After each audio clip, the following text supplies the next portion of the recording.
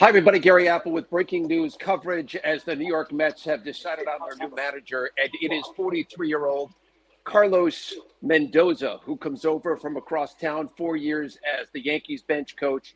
And so Craig Counsell will not be the new manager of the New York Mets. I'm joined by our SNY MLB insider, Andy Martino, my studio analyst, Todd Zeile, and also joining us is Bryan Hoch from MLB.com. But Andy, let me begin with you on the decision here to go with Mendoza and how this came to fruition. Well, Carlos Mendoza, Gary, has been the hot managerial candidate this year. He interviewed very well in San Francisco. That job, of course, went to Bob Melvin, but he was a real contender there. He was a finalist in Cleveland, which is known as a model organization. So it's not just the Mets who he's impressed, and it's not just lately that he's been impressive. He's quietly built a very strong reputation within the game, sort of like Terry Collins' reputation, the way he came up as a player development guy, a coach, the old-fashioned way for a manager to develop. Aaron Boone, for example, came from the broadcast booth, and there's a lot of different now outside-the-box ways for a guy to come to managing. Well, Mendoza, or Mendy as his players and friends call him, and as you'll be hearing a lot around the Mets now, is a baseball lifer coming up to the minor leagues through and through. He interviewed very well with the Mets last week, talked to people who were in that room that were very impressed by him. Excuse the background noise. We're in the middle of the GM meetings here, of course. And it just proceeded from Mendoza's interview. It proceeded toward what ultimately became the decision to hire him. Of course, the Mets were waiting to find out what Craig Counsell would do as well. Those were the two finalists. With Counsell going to the Cubs, the domino fell there, and Mendoza goes to the Mets. Bryan, you've covered Mendoza across town with the Yankees. What are the Mets getting? Yeah, I think that one of Mendoza's greatest strengths here is his ability to connect with players. You will not find a single person in that Yankee clubhouse with a negative thing to say about Mendoza. He's confident. He's prepared. He's bilingual, which is another feather in his cap there. And as Andy said there, he has done it all, seen it all, come up through the ranks. He managed in the low minors, came to the major leagues as an infield coach, was promoted to bench coach, and he has been invaluable to Aaron Boone as the lieutenant there on the bench. And you watch him in spring training. He makes the trains run on time. He runs a tight ship. And so I think what the Mets are getting there is the complete package. And you've talked to people around the league for years. They've said that Mendoza is going to be a major league manager, and now he's going to get his chance right across the RFK bridge. Todd, what's your take on the hiring? You know what, Gary, I think these guys know a lot more about Carlos Mendoza, quite honestly, than I do personally, and maybe as a lot of Mets fans might as well. So to me, it was a little surprising initially. What I can say is all of the things that these guys are saying about his reputation are certainly a factor in this because, look, there's a lot of pressure on David Stearns and this organization at the very top to make a hiring that they think is going to be a successful hiring. It's a critical coming off, a guy like Buck Showalter who had credentials around Major League Baseball for a number of different years.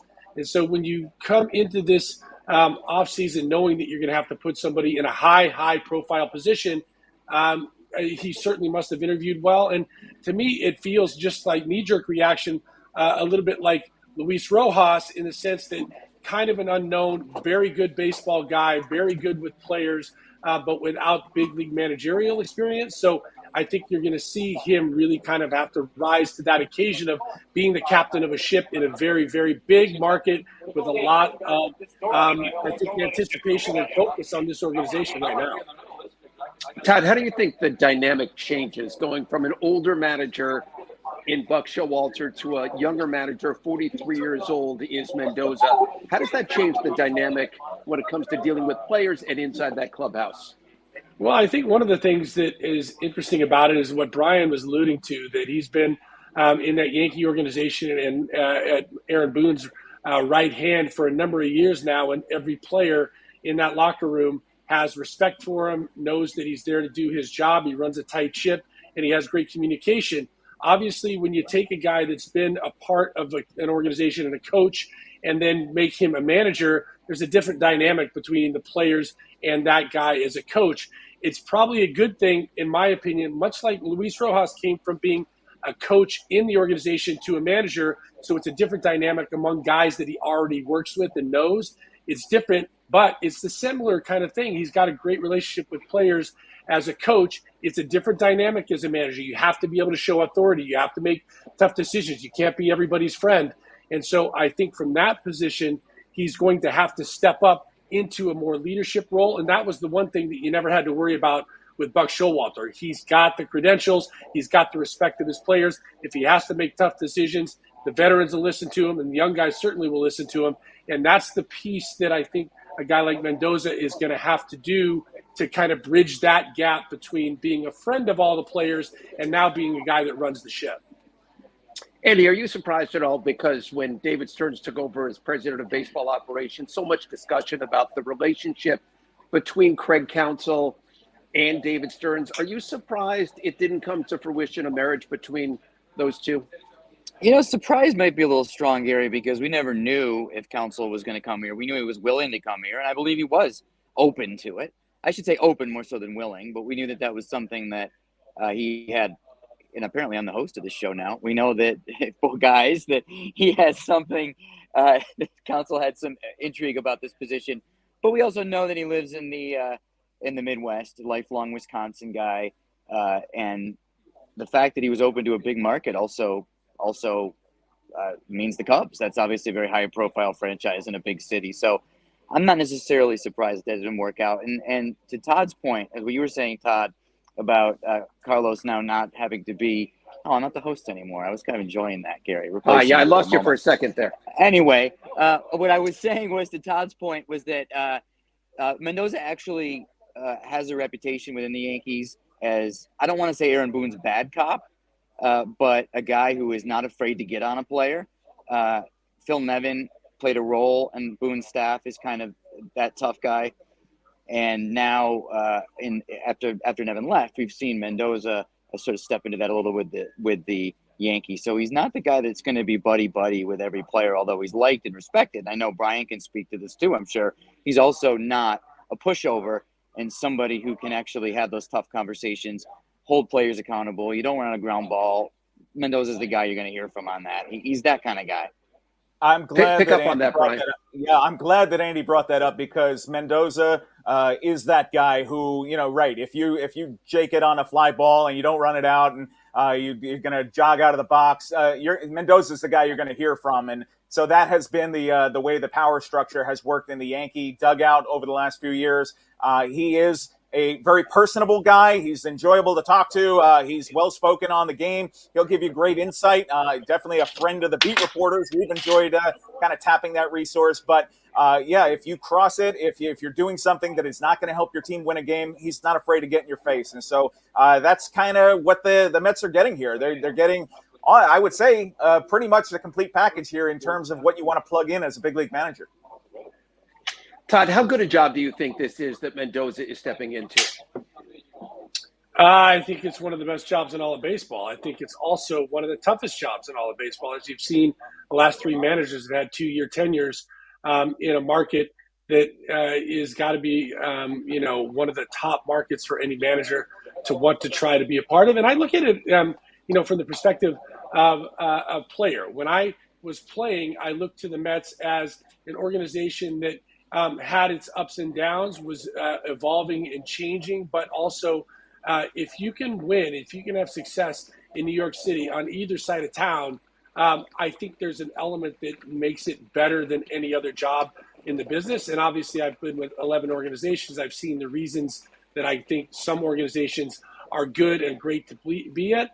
There's nothing comfortable about this job, though, Garrett. I think that's the one thing that you have to take into account when you're coming as a player to New York City, as a high-profile player to New York City, and certainly now as a manager, that when the Mets, fan base right now is looking at the breaking news, thinking that there was a pretty good chance that Craig Counsell was going to be announced as the manager, and they see somebody that was not familiar to them necessarily in this role, there's a little bit of an added pressure. And it sounds like to me, David Stearns, Steve, and Alex Cohen would not have made this decision if they didn't think that Carlos Mendoza was up to that task and ready to take on that role as the leader in this Andy, franchise. what do you think the first order of business is? Carlos Mendoza, when he addresses this, what's his first order of business? Just to be himself, be the authentic, genuine guy that he is. I think he's going to really grow on people who may have been expecting somebody else. He's a warm, engaging person, an authentic person who doesn't play games, who's just what you see is what you get. So he just has to start by being himself. I mean, what Stearns is looking for here is a long-term partner like he had with Craig Counsell. And it's not about the press conference. It's not about winning Twitter on the day of the hire. The Buck Showalter hire won Twitter that day. That's who fans wanted. They won 101 games one year. It worked out fine for a time. But this is like, so well, I guess what I'm trying to say to your question, Gary, is that Mendoza doesn't have to come out and make a splash or say anything profound in any way, shape, or form. He just has to be himself and start being himself. And if the team wins games over the course of next year and the years that follow, people will be happy with the hire. How important do you believe it is, Andy, that David Stearns is bringing in his manager? Obviously, after 2 years, Buck Showalter won Manager of the Year, and that actually a couple of years ago, last year, did not go as planned. How important do you think it is that the new president of baseball operations is bringing in his guy moving forward here? Well, it's important to have cohesion in those two jobs, those two positions, of course. Now, I think we'd be remiss to not point out that the Mets threw overboard the man who might have the highest baseball IQ of anyone we've ever met in Buck Showalter. You're not going to replace that level of acumen. You're just not. But it is important that Stearns has someone he's comfortable with. And clearly it wasn't going to be Showalter. I think it's a different discussion over whether that could have been given a year potentially, but this is the way they went. And given that they went that way, they brought in someone who's going to make a great partner, Carlos Mendoza. And I will say too, and sorry, but in conclusion on Showalter, he's a great baseball mind, as we know, but I wouldn't be surprised if Mendoza turns out to be a stronger collaborator, if that makes sense. You talk about baseball acumen. Bryan, how do you evaluate Mendoza's baseball acumen? Oh, he's sharp, and he's ready for this opportunity. You know, he's been I know he's not a household name. He never played in the major league, so fans may not be familiar with him. But if you've been around the Yankees the last few years, you know that this is a guy who gets stuff done in that clubhouse, in that dugout. And so he's been through the interview circuit the last 3 or 4 years. He's been with a variety of teams. He's interviewed well. This is just his time right now. And so I think he's sharp and he's collected. He'll come ready to play on opening day. There are a lot of veterans, Todd, inside that clubhouse. And here's a manager, first-time manager, big league manager. He's managed in the minors. What's that like for a veteran player when you have a young new manager like this? Well, I think, he's a young new manager, but as both Andy and Bryan have been saying, he's not young or new to the game. He's not been like me sitting in a broadcaster chair for a while and then thrust back into the dugout. He's a guy that's been in the dugout. He's been in the clubhouse. He's run spring training. He's a long-time minor league guy. Got a lot of – I think you gain a lot of respect from your guys when you're a guy that's spent 11 years in the minor leagues and continues to grind it out as a coach and then come in to that clubhouse. So I don't think he's going to have any problem getting the veteran guys to believe in his philosophy and to take him seriously. I think right now what this team needs is a cohesive direction. And I think there's going to be some guys in that clubhouse that he's going to have to pay more attention to than others. And I think that's true of any clubhouse, by the way. And the reality of a good manager in today's day and age, to me, it's managing the X and O's. We all can do that. Everybody that's got a big league uniform on and a manager's uniform on, pretty much knows the strategies and the ins and outs of the X and O's. It's really about managing personalities, realizing that they're all different and getting them to believe in you and the vision that you have. And the vision should be to win. In this market, it should be everybody pulling the same direction to win. And because I think of his background as a guy on the bench in the minor leagues and with a lot of history behind him, even though it's not history as a big league manager, he's going to have the respect of the guys when he walks in the room. Yeah, and Andy, and I Andy. would say Todd that Counsell, the two finalists that the Mets ended up with, Counsell and Mendoza, were both going to establish that culture. They were both going to be the kind of guy that could relate to any player, and and have everyone rolling in the same direction. They're both very personable. I don't know Counsell as well as I know Mendoza, or as well as you do, Todd. But they're both kind of that ilk. So the Mets got themselves into a situation over the weekend where there really wasn't a bad choice to be made. One was more seasoned for sure, and that was Counsell, but there wasn't a bad choice. And once it became clear over the past, I would say less than 24 hours, that Counsell was definitely going to go elsewhere, the Mets had created for themselves a good alternative option. I think that's really all there is to it in terms of why it was one guy and not the other. Yeah, and I do think, just on that point, Andy, that with Counsell, I think, outside of the very inner circle, most people thought that Counsell was going to be the guy. It made a lot of sense. Why did they have an off, a year break in the contract, and all of the things that said, oh, this seems like it was destined to be. But I think there is something about Craig Counsell that says, I want to stay in the Midwest. It's good for my family. He's got a great opportunity there, and he goes right down the road. If the reports are 100% accurate, it goes right down the road from Milwaukee to Chicago, stays essentially in the same place. And it's something that, if you're going to come and take something that's a very comfortable position that you've had success in, that you have a reputation for, that is in your home and in your backyard, and you're going to take this step into New York, there's a big risk. There's a big risk associated with that. And I think because of the fact that he at this point in his career, doesn't want to take that risk.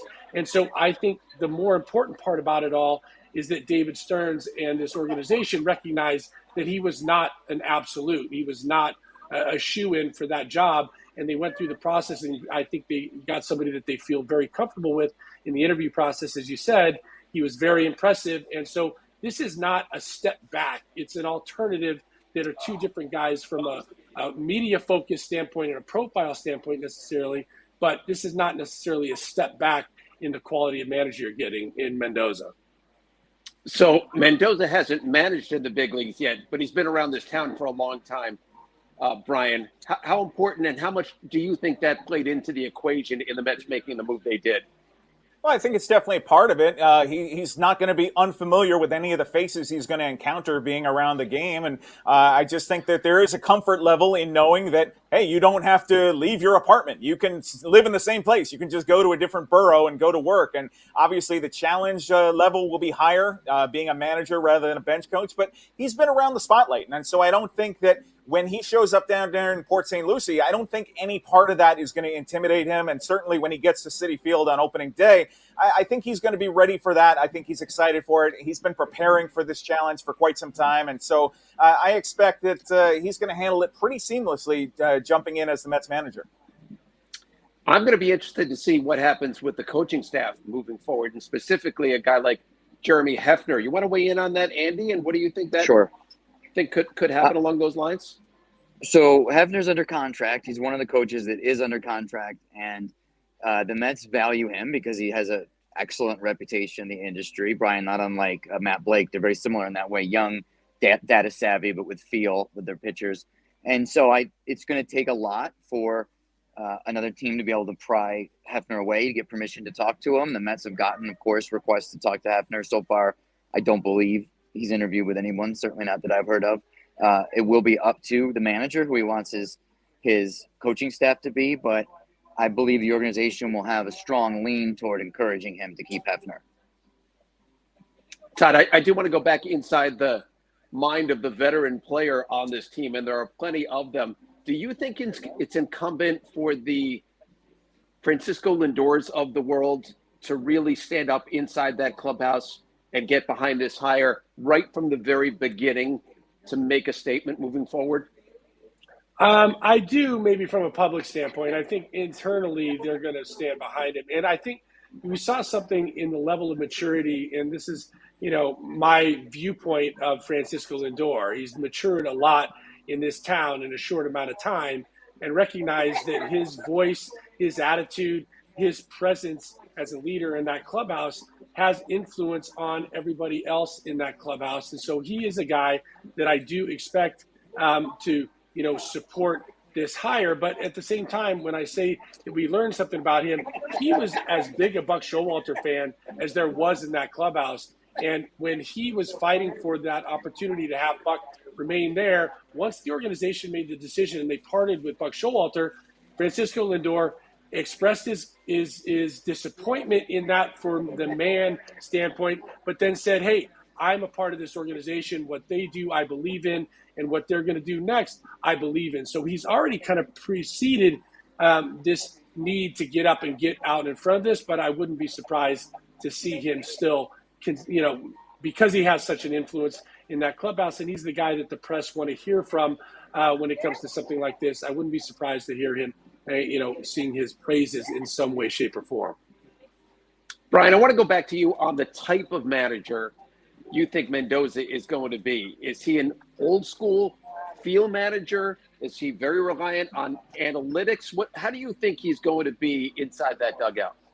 Well, I think you're going to get a blend of it. I think it's going to be similar in a lot of ways to what Aaron Boone has been, which is a kind of going a lot off the analytics base there. I think that's kind of the way the game is trending across the board when you get these first-year managers who come in. And so he will definitely have the weight of the analytics behind him. I think that if he's going to deviate from that, look, we haven't seen him manage yet in the big league, so we don't know exactly what it's going to be. But my guess would be he'll lean heavily on the analytics, but not be afraid to go by his gut once in a while, on occasion, when the moment calls for it. The problem is, or the issue is, in these baseball front offices, and this is across the game right now, if you're going to deviate from the script, if you're going to go against the analytics, you'd better be sure it works, and you'd better have a good explanation for why you did it. So I think that will be kind of the balancing act that he's got to do there. And Mets fans may notice a transition going away from Buck Showalter, where this may be a little more analytically inclined, But again, he hasn't managed since the low minor league, so we don't know exactly what it's going to be like.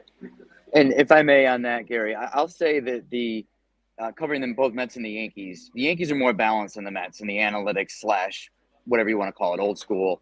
The Mets are probably more all in on that front than the Yankees are.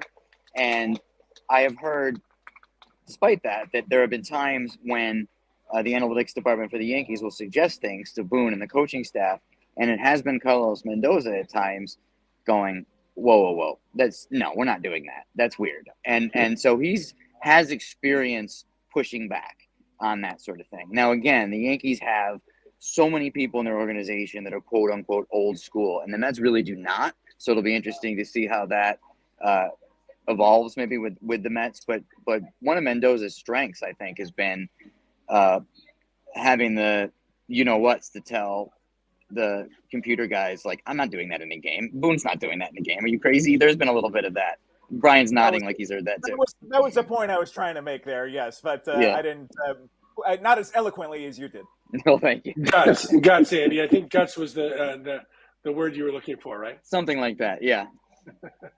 All right, so Todd, what do you think is next for the Mets here? And now that they've got their manager, what's next? Wow, Gary, that's a great question. That's more of an Andy insider question, because what's next? I think this was the key priority for them, was to get a manager. I feel like finding a GM is probably a lesser priority right now, because David Stearns coming in, I think, has the capabilities. He's done it. Both is kind of a new title, within baseball, but he's still doing the job of the president of baseball operations, the general manager, as we've already seen. That this was number one priority. And now I think the next set of priorities is going to be taking a look at how they're going to build out this roster. I'm sure they're doing that in parallel, but look, it's been a whirlwind, I'm sure, for David Stearns since he took this job, knowing that this was the key that he had to get out of the way to kind of put any of this, speculation behind him as they go into GM meetings and then go into winter meetings and have to start looking at free agents like Yamamoto, or is it Shohei Ohtani, or is it some variation? So I think that's going to be what happens next, is really, really concentrating on how they're going to build this roster to be what they want it to be in 2024. And that may not be a big, heavy roster like you saw in 2023, but it may be some combination of some of these free agents that they're going to have to make decisions on sooner rather than later. Todd, you should give yourself a little more credit for your insideriness because I think you're absolutely spot on that GM is not a top priority right now. I understand this is like tricky because the public can't be expected to follow these silly titles in baseball, but the Mets have a general manager. They just call him something fancy, and maybe he'll get an assistant GM one day and call that guy or woman a GM, whatever. The Mets have a head of baseball operations. That's not an urgent thing. Stearns will hire someone when he wants to, when he feels like it. In terms of the rest of the offseason, it's just now into building that roster. They've got that first piece in place. They had to obviously find a manager, and I believe by tomorrow they'll have Ohtani, Yamamoto, and Soto on the team. So that's I actually think that this winter is going to be a time, as Mets fans already know, where they're going to be asked to modify their expectations a little relative to the earlier Steve Cohen years. I do believe there'll be an Ohtani and Yamamoto, but overall, I think it's going to be a slightly less star-studded free agency for the Mets than we've seen in years past, and it's on to that. We're gonna get David Stearns going to arrive here at the GM meetings in Scottsdale, where I'm sitting right now, later today. We'll get word that he's met with Ohtani's agent. We'll get word that he's met with so-and-so's agent, and then the offseason will be off and rolling. For anybody who's just joining us, it's Gary Apple, Andy Martino, Todd Zeile, Bryan Hoch. The Mets naming unofficially Carlos Mendoza their new manager. Reports are he's going to be their next manager. They haven't confirmed it yet, but by all accounts, he is going to be their new manager. And I do want to go back to you, Bryan, for people who are just joining us, for a little bit more background on Mendoza and why he, in your opinion, was the right guy for this job. Yeah, I think that he comes prepared for this. He's gone through the interview circuit for years. He's been Aaron Boone's bench coach, his trusted lieutenant. He's very collected, very prepared. He's bilingual, which is another plus in his favor. And as I said at the beginning of the show, if you talk to people in the Yankee clubhouse or the Yankee front office, I guarantee you will not find a single person with a negative thing to talk about with Mendy. He is a connector. He is definitely communication is one of his strong suits. And so he's a guy who comes ready for this opportunity. And I know that he's not a household name. He never played in the major leagues, but he's worked his way up from the low minor leagues where he managed and then coached and started out as an infield coach and promoted to bench coach. This is the next step for him. It's logical. You talk to people around the game. They've said Mendy is going to be a big league manager someday, and someday just became today. I will give you props here, Andy, because you had from the beginning insisted that it was not a foregone conclusion that it was going to be Craig Counsell. So take us back there, and why do you think that didn't come to fruition? Well, the Mets never knew what Counsell was going to do. They knew that they were interested, of course, in speaking to a guy who's widely regarded as one of the strongest managers in the game. And Counsell's viewed that way because he builds a culture. He integrates the analytics into his field that he developed through a lifetime on the field, but understands all the trends. I mean, he is the modern epitome of the modern manager, and the Mets were going to talk to him, especially considering he's worked well with David Stearns in the past. But that's all it ever was going to be. Like, let's talk to this guy once he becomes available to have that conversation. They talked to him. I don't think there was any problem between Counsell and the Mets and how it went. I don't know that the Mets necessarily loved the perception that Counsell was interested in setting a new bar for manager salaries, and Steve Cohen has the deepest pockets. I mean, no one wants to feel that they're part of a market strategy. So I think there was maybe a small amount of wariness there on the Mets' part. But if Counsell had wanted to come, of course, that would have been something that the Mets would have very seriously considered and did seriously consider. But as the dominoes started to fall over the past, not even 12 to 24 hours, really 3 or 4 hours, with Stephen Vogt going to Cleveland, where both Counsell and Mendoza were finalists. I should say Mendoza interviewed multiple times in Cleveland, multiple callbacks, very, very real candidate there.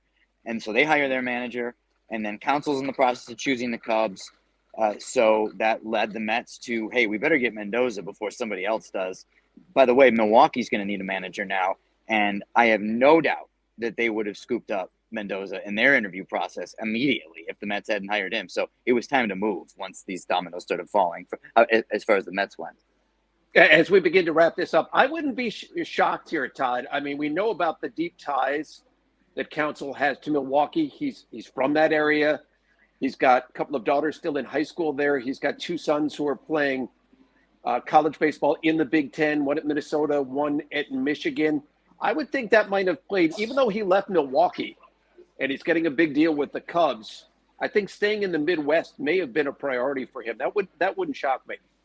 I think it absolutely was a priority to him. And I don't know, I mean, I played with Craig. I know that he's a simple guy in a lot of ways. And I don't mean that to be anything but complimentary. He's from the Midwest. He's a Milwaukee guy. He likes his family atmosphere. He's very good at what he does. And it's a little different when you're a guy that's trying to get a big league job that's not already in a very successful role as a big league manager. So I think to him, he had the opportunity to weigh plenty of different circumstances and weigh what was of value to him. Was it of value to him to come to the Mets, be away from that Midwest kind of field that he's grown, that family atmosphere that he has, be in the spotlight where managers cannot last 8 or 9 years like they can at times in Milwaukee? And, you know, was it just a matter of him doing what he wanted to do for himself, but also what he wanted to do for his family? I believe absolutely that was a big consideration. And boy, all right, so there we go. Is he going to get booed? Go ahead, Brian. Yeah. Is he going to get booed when the Cubs go to Milwaukee next year? Oh, yes. That's going to be rough. Well, I thought it was ironic that the Mets are starting with Milwaukee, so I was thinking, oh, that's going to be interesting if they end up hiring Counsell, because there might have been a little bit of friction there, but now he's going to have to deal with it, the Chicago-Milwaukee. Yeah. It's already a lot of boos that go on there anyway. All right, guys, there we go. It's going to wrap up our breaking coverage. Carlos Mendoza, reportedly the new manager of the New York Mets, in as Buck Showalter, out after 2 seasons. And so much more on this coming up tonight. Baseball night in New York at 6 o'clock, and then sports night coming up at 11 o'clock. So for Andy and for Todd and for Brian, I'm Gary. We thank you for joining us, and we'll see you down the road.